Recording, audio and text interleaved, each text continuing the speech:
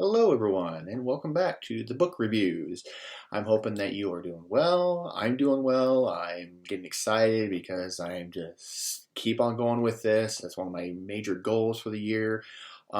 Is try to read a lot, try to access, try to put a schedule every single day, and just kind of stick to that schedule as much as I can. Things in your life do come up, but you have to kind of make things do. You got to move things around, and sometimes you have to make it up to a certain day. But you always have to focus on yourself a lot too, because you don't want to forget yourself. Because if you don't know yourself, then you don't know others, and that's really really important there. So the book I have for us today, it's on the same lines as critical thinking, logical, uh, making you more brilliant in your thinking. So the book is called Neuroscience and Critical Thinking. Neuroscience and Critical Thinking by Albert Rutherford.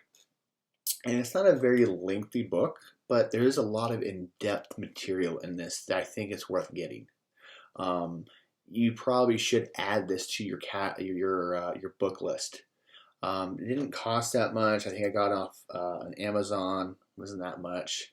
I don't really find this one at the bookstores too much, even at the libraries. So you might have to venture off into on the internet somehow.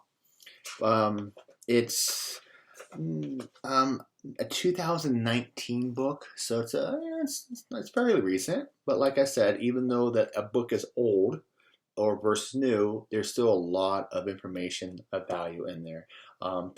Ideas don't always go away; they get changed, and that's part of intelligence too and ideas. Things are just stay the same.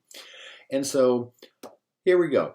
The book is really just about understanding the hidden pathways of your thought process, of your thought patterns. It's improving your memory, making rational decisions, tune down emotional reactions. Ooh, that's a good one. And set realistic expectations. And that's kind of what this book is focusing on. It's really just analyzing yourself and how you can kind of self-manage yourself and self-control too. You got to have self-control in your life. So the introduction of this book, the introduction is that they talk about metacognition. If you don't know what metacognition is, it's you're thinking about your own thinking. You're thinking about your own thoughts. It's called metacognition. If you want to write that down or look that up. And that's very critical because you should always think about your own thinking and see if it's actually true, see if it's solid, see if I have enough solid evidence to back that up.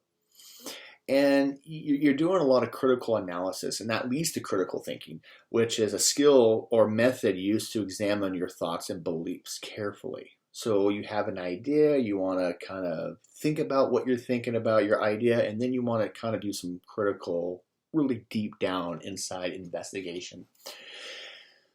Remember, the brain is a 3-pound brain, right? It's a 3-pound brain. And there's so many connections and neurons and synapses going on in your brain. If you know anything about the neuroscience of a human brain, neuroscientists study the brain and how it's working. There's a career. I actually was interested in being a neuroscientist when I did my psychology as well, and it takes a lot more than that. But it's about how the brain works in a way and the processing. So the brain thinks about the past. It imagines the future. It imagines things that never happen.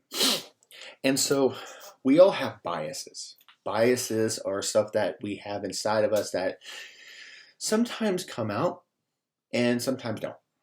And they're subconsciously. And bias, remember, is in favor of yourself, of something that you believe in. And we're sometimes unaware of them.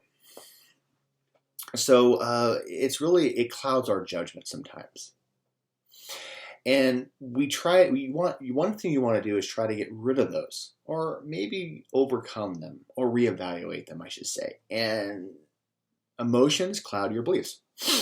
So you try to find holes in your flaw of thinking. Critical thinking, or thinkers, are focused more on how they know than what they know. Very interesting concept there. And that's a big part of being a well-rounded person. It's you're trying to get rid of the logical fallacies, like the skepticism, the straw man. If you know what a straw man is, a red herring. If you don't know what those are, you can look them up. They're called fallacies. They're your made up thinking. I think you want to say it that way. It's your errors in the thinking, and you want the truth rather than what we want the truth to be. Sometimes we think that I think the truth should be this, and that's all I'm going to aim for. But really, that's not the truth. It's hard to have an example of that. If you're a religious person, sometimes religion interferes with people's thinking, and wars get started over religion. And it's hard to kind of put a truth on that. But religion does divide a lot of people. For some apparent reason, I don't know. And you want to try to get rid of what we call hasty generalizations. Hasty generalizations are that I think that everybody is evil. And so I'm making a generalization since I saw somebody in the news. I didn't see them. I saw it on the news that somebody killed a couple of people on the street. Then I think that people are bad. You don't want to make a jump to conclusions very soon because you saw that. Or if somebody didn't use their blinker in a car, or they didn't stop at the intersection completely, and then it says, okay, well, that's just a certain person. Or like teenagers, teenagers are always, they love to kind of resist parents, and they like to talk back. All teenagers are that way. No, not necessarily. You're making a hasty generalization on all teenagers because you saw a couple of them do that.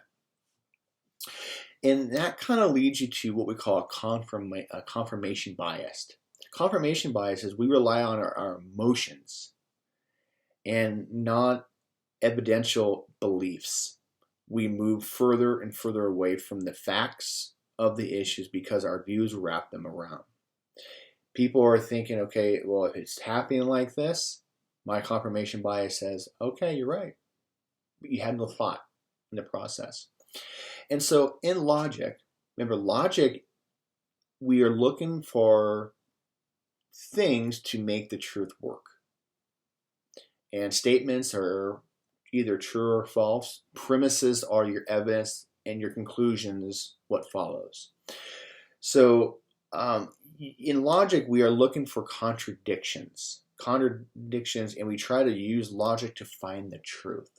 Contradictions is like saying, okay, I am a good parent. Well, I just got put in jail. And then I'm not a good parent. There's something like that. You're putting yourself into a position where you did something and then that position fails. So neuroscience and our perceptions. So in the chapter they were talking about our perceptions is how we view the world, right? And so there's 3 levels of human interaction, human behavior. One is that you have the human brain. Okay, here's your human brain. Here's it right now. You have what we call a primate brain. Primate brain is like hunters and gatherers, your survival and stuff like that, right? And then you have what we call the reptilian brain. Reptilian brain is the oldest of the brain. And these are known as the trimodal brain model. Trimodal brain model. If you want to look that up, trimodal. A lot of our cognitive process, including emotion, actually occur subconsciously. Not consciously, you can see it. Subconsciously is within ourselves. That doesn't come out. And in these older parts, they develop early in our evolution because they help make quick decisions. We do that. And sometimes our emotion gets the best of us. And you have to learn to control your emotions at certain points because it's not going to do well. So for example, you get into maybe you're in traffic. And you're just driving along and somebody cuts you off.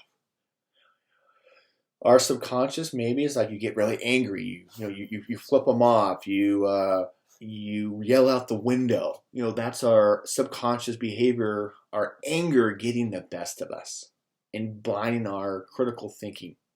And I know that we do that at times. I get that way sometimes. I'm not like, I get angry a little bit because I don't like to drive so much. But that's another story. But your emotions get the best of you, and that's that primal instinct. That's that fight or flight, that survival thing, and you're trying to protect yourself because that's what our body does. That's what our brain does. Our brain wants you to protect ourselves. It's a defense mechanism.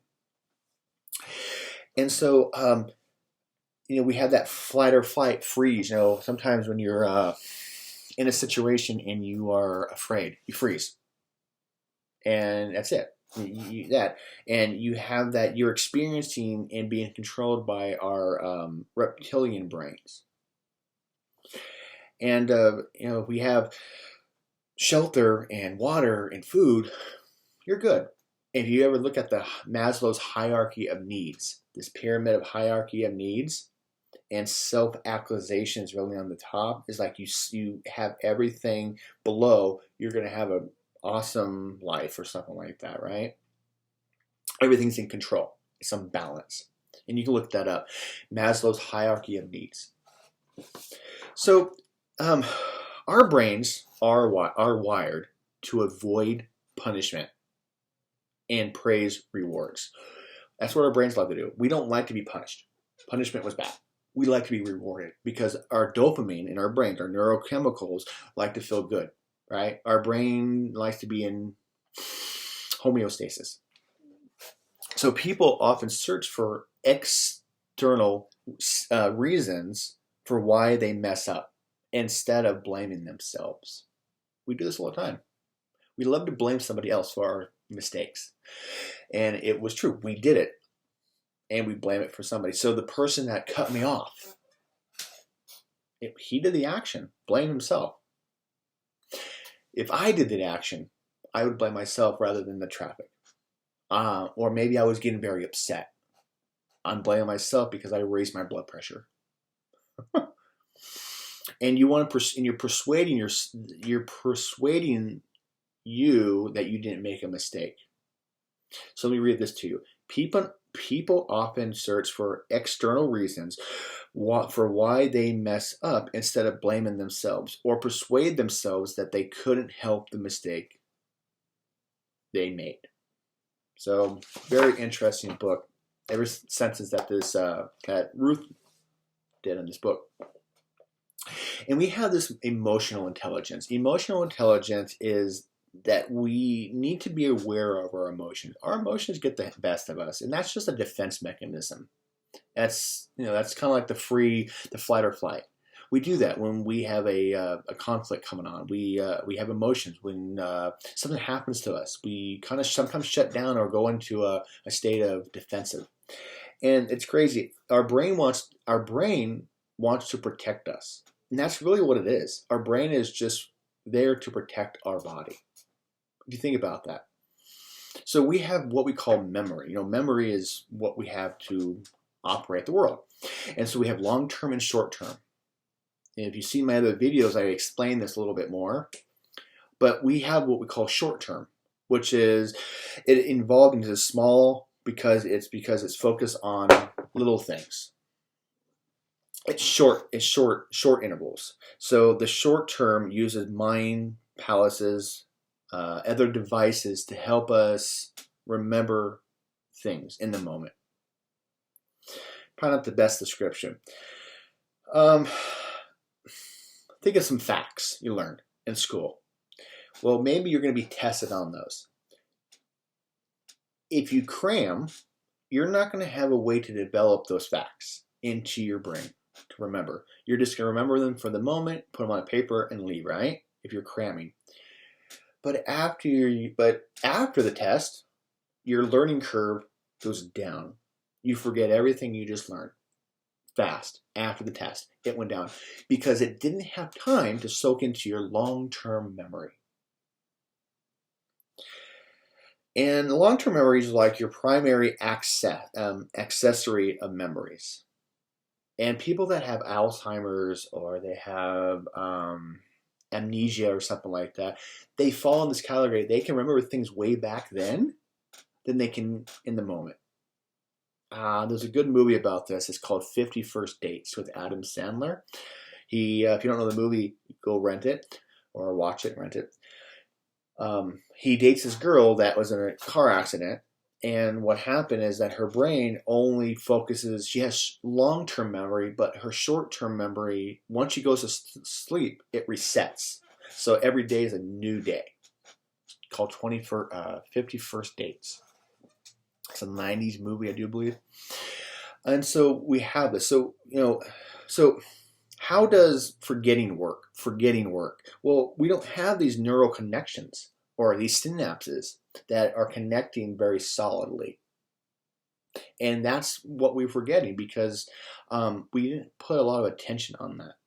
And maybe we're not refreshing our skills each time either. And so we're getting that forget for curve.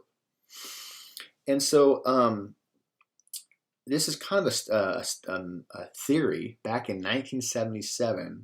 It's called the flashbulb memory. And this theory was that the brain captures these events so accurately because they are too difficult to process in the moment.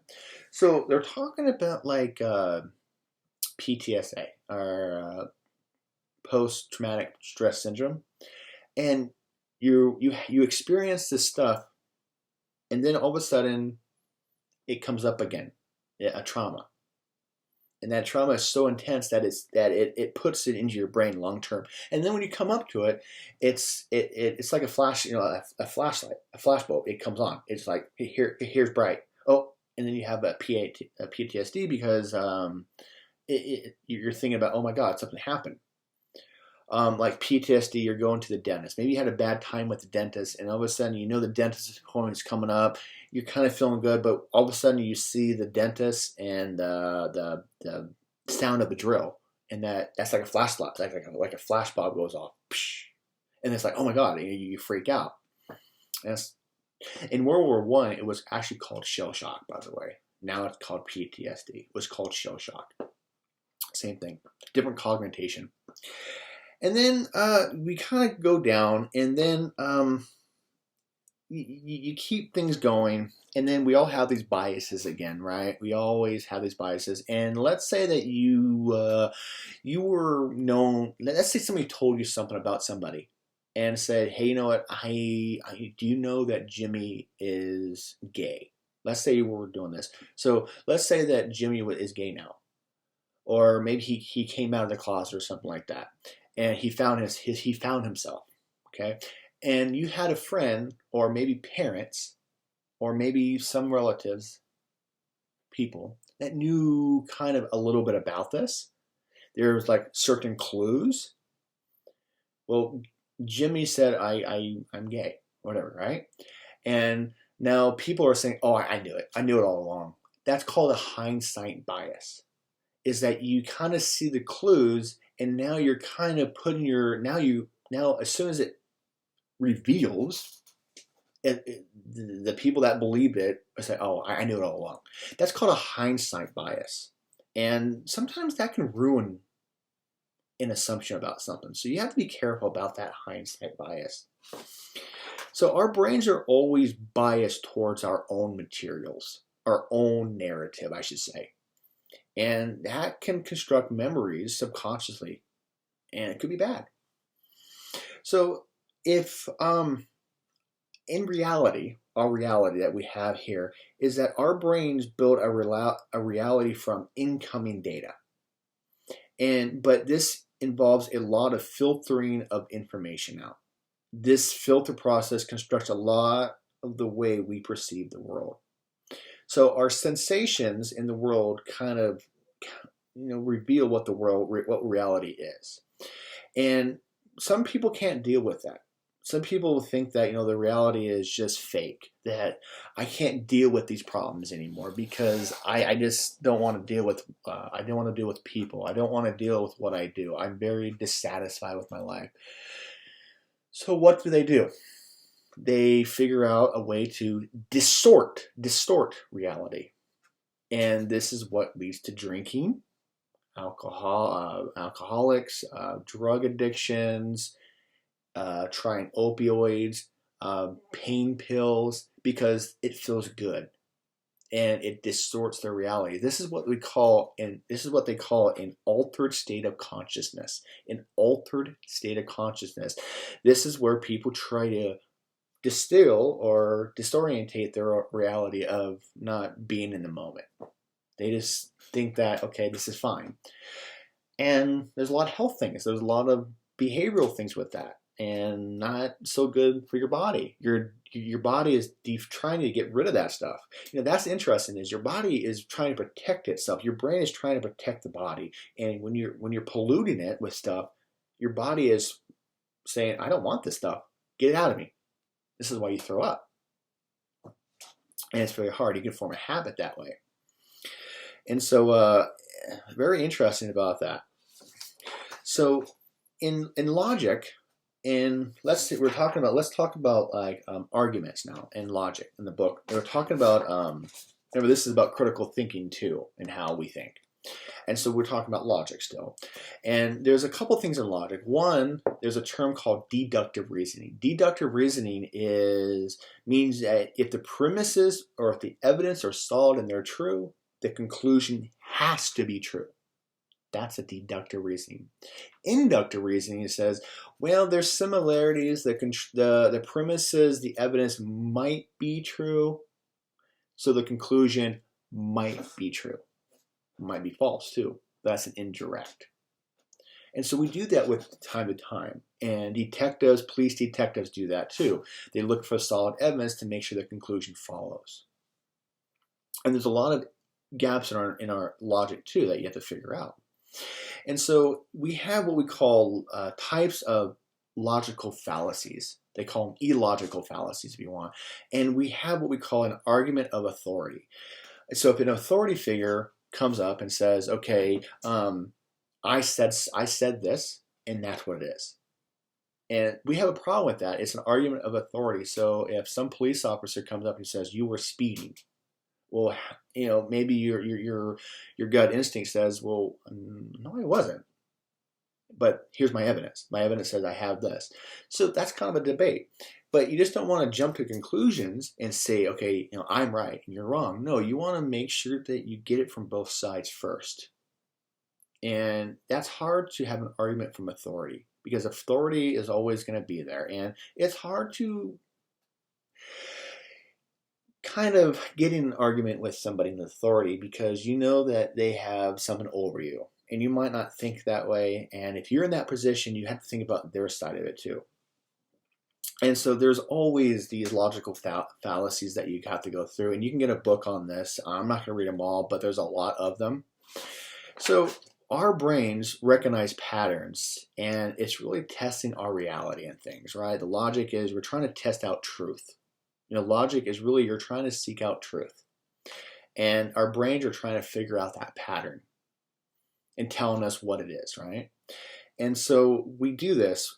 Conspiracy theories is just, you're trying to fill in the gaps of our errors in perception. Our perception of the world is that it could be, the government could be hiding aliens.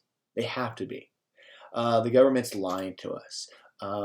You have these conspiracies that they're not 100% solid of evidence, but they might be there. But they're like, you're trying to fill in gaps into your perceived information and the world. Very interesting, I think. So in the closing of this, in the end of this, your critical thinking cannot replace knowledge, rather than that goes hand in hand. You can't critical think all the time because you have to make some rapid decisions, right? But I think if you kind of learn about yourself, and to know yourself, you must know others, and be patient with yourself, by the way, and have an open mind and listen to both sides and have solid and solid evidence and thinking about what you're doing and controlling your emotions, then I think you are going to be a balanced person. And I try to do that all the time. And sometimes we're human, we slip up, and that's okay. But you just have to remind yourself, oh my, I should calm down and think about what I'm saying and analyze this a little bit further. And sometimes you can't. You have to make some distinct choices, I guess. But you got to know yourself. And in today's information, we have a lot of information coming towards us with the internet and the social media and all kinds of stuff. And the world is very important, but it's important to keep a balance between the two. It's the mind, the time, and the investment. So, interesting book. There's a lot more to this, but it's not very long either, but there's a lot of in-depth information. I think it's worth getting. A lot of good information in there. So, hope I see you in the next video.